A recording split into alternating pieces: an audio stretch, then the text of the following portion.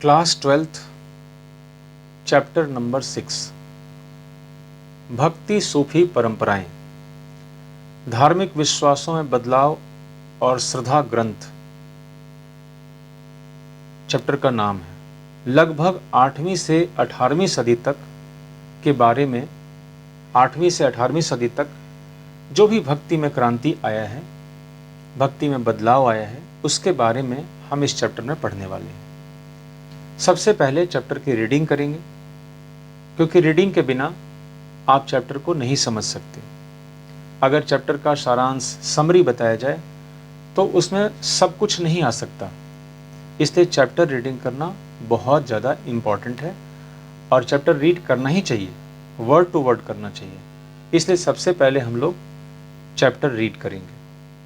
अध्याय 4 में हमने पढ़ा कि प्रथम सहस्त्राब्दी के मध्य तक आते आते भारतीय उपमहाद्वीप का परिवेश धार्मिक इमारतों, स्तूप, विहार और मंदिरों में चिन्हित हो गया।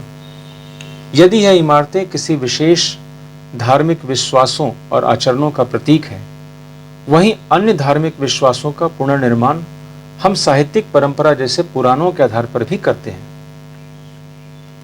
जिनका वर्तमान स्वरूप लगभग उसी समय बनना आरंभ हो गया था। इसके अलावा ऐसे धार्मिक विश्वास भी हैं जो साहित्यिक और दृष्टिक दोनों ही दस्तावेजों में अत्यंत धूमिल हैं। इस काल के नूतन साहित्यिक स्रोतों में संत कवियों की रचनाएं हैं, जिनमें उन्होंने जनसाधारण की क्षेत्रीय भाषाओं में मौखिक रूप से अपने को व्यक्त किया था। यह रचनाएं, जो अधिकतर संगीतबद्ध है, संतों के अनुयायियों द्वारा उनकी मृत्यु के उपरांत संकलित की गई है।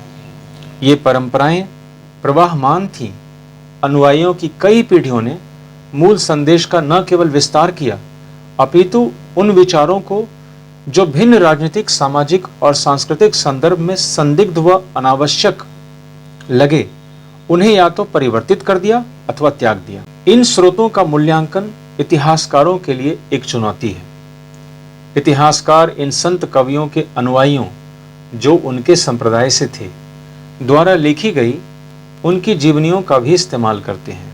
हालांकि यह जीवनियां अक्षरशः सत्य नहीं है, तथापि इनसे यह ज्ञात होता है कि अनुयायी इन पथ प्रदर्शक स्त्री पुरुषों के जीवन को किस तरह से देखते थे। जैसा कि हम देखेंगे कि यह स्रोत एक क्रियात्मक और विविध दृश्य योजना को समझने की अंतर्दृष्टि प्रदान करता है। आइए अब हम इसके कुछ मूल तत्वों को बारीकी से देखते हैं। धार्मिक विश्वासों और आचरणों की गंगा जमुनी बनावट। फर्स्ट पॉइंट, धार्मिक विश्वासों और आचरणों की गंगा जमुनी बनावट। संभवतः इस काल की सबसे प्रभावी विशिष्टता यह है कि साहित्य और मूर्तिकला दोनों में ही अनेक तरह के देवी देवता अधिकाधिक दृष्टिगत होते हैं। एक स्तर पर यह तथ्य इस बात का द्योतक है कि विष्णु, शिव और देवी, जिन्हें अनेक रूपों में व्यक्त किया गया था, कि आराधना की परिपाटी न केवल चलती रही अपितु और अधिक विस्तृत हुई। 1.1 पूजा प्रणालियों का समन्वय। पूजा प्रणालियों का समन्वय। वे इतिहासकार जो इस विकास को समझने का प्रयास करते हैं, उनका सुझाव है कि यहां कम से कम 2 प्रक्रियाएं कार्यरत थीं। एक प्रक्रिया ब्राह्मणीय विचारधारा के प्रचार की थी। इसका प्रसार पौराणिक ग्रंथों की रचना, संकलन और परिरक्षण द्वारा हुआ। ये ग्रंथ सरल संस्कृत छंदों में थे, जो वैदिक विद्या से विहीन स्त्रियों और शूद्रों द्वारा भी ग्राह्य थे। इसी काल की एक अन्य प्रक्रिया थी स्त्री, शूद्रों व अन्य सामाजिक वर्गों की आस्थाओं और आचरणों को ब्राह्मणों द्वारा स्वीकृत किया जाना और उसे एक नया रूप प्रदान करना। वस्तुतः समाजशास्त्रियों का यह मानना है कि समूचे उपमहाद्वीप में अनेक धार्मिक विचारधाराएं और पद्धतियां महान संस्कृत पौराणिक परिपाटी तथा लघु परंपरा के बीच हुई अविरल संवाद का परिणाम है। इस प्रक्रिया का सबसे विशिष्ट उदाहरण पुरी, उड़ीसा में मिलता है, जहां मुख्य देवता को 12वीं शताब्दी तक आते आते जगन्नाथ, विष्णु के एक स्वरूप के रूप में प्रस्तुत किया गया। यदि चित्र 6.2 और चित्र 4.26 अध्याय 4 का से तुलना की जाए तो हम देखेंगे कि देवता को बहुत भिन्न तरीके से प्रस्तुत किया गया है। इस उदाहरण में एक स्थानीय देवता को, जिसकी प्रतिमा को पहले और आज भी लकड़ी से स्थानीय जनजाति के विशेषज्ञों द्वारा गढ़ा जाता है, विष्णु के रूप में प्रस्तुत किया गया है। विष्णु का यह रूप देश के अन्य भागों में मिलने वाले स्वरूपों से सर्वथा भिन्न था। समन्वय के ऐसे उदाहरण देवी संप्रदायों में भी मिलते हैं। देवी की उपासना अधिकतर सिंदूर से पोते गए पत्थर के रूप में ही की जाती थी। इन स्थानीय देवियों को पौराणिक परंपरा के भीतर मुख्य देवताओं की पत्नी के रूप में मान्यता दी गई।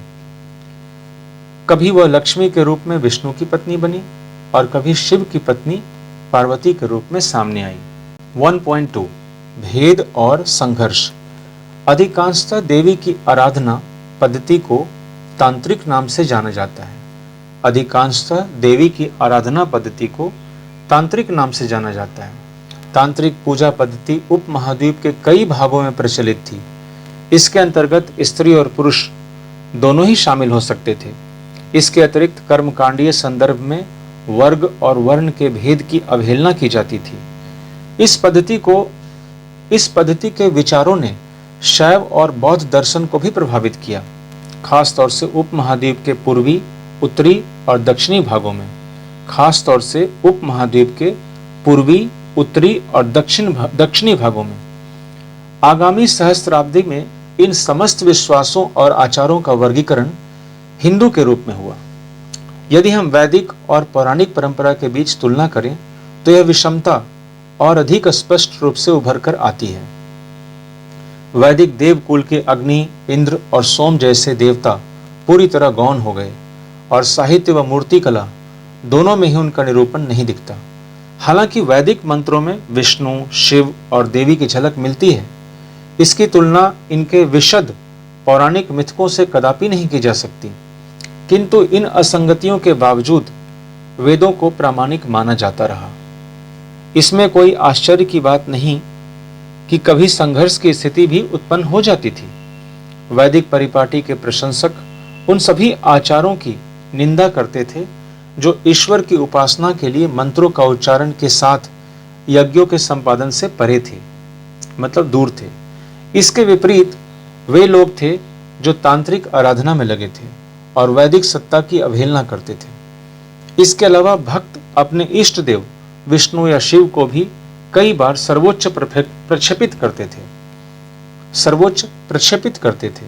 अन्य परंपराओं जैसे बौद्ध अथवा जैन धर्म से भी संबंध अक्सर तनावपूर्ण हो जाते थे। यद्यपि स्पष्ट द्वंद्व कम दिखाई पड़ते थे।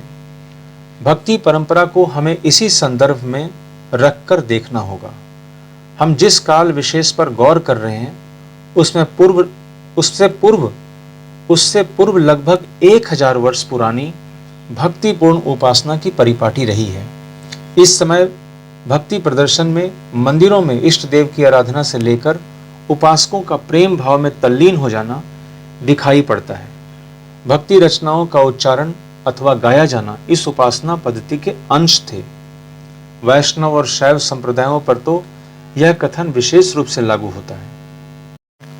पेज नंबर 141, पहला बॉक्स, महान और लघु परंपराएं। महान और लघु जैसे शब्द 20वीं शताब्दी के समाजशास्त्री रॉबर्ट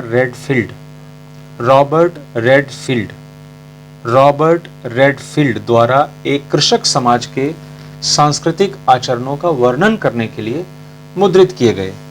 इस समाजशास्त्री ने देखा कि किसान उन कर्मकांडों और पद्धतियों का अनुकरण करते थे जिनका समाज के प्रभुत्वशाली वर्ग जैसे पुरोहित और राजा द्वारा पालन किया जाता था।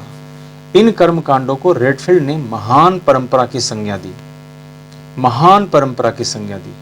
साथ ही कृषक समुदाय अन्य लोकाचारों का भी पालन करते थे जो इस महान परिपाटी से सर्वथा भिन्न थे। उसने इन्हें लघु परंपरा के नाम से अभिहित किया। रेडफील्ड ने यह भी देखा कि महान और लघु दोनों ही परंपराओं में समय के साथ हुए पारस्परिक आदान प्रदान के कारण परिवर्तन हुआ।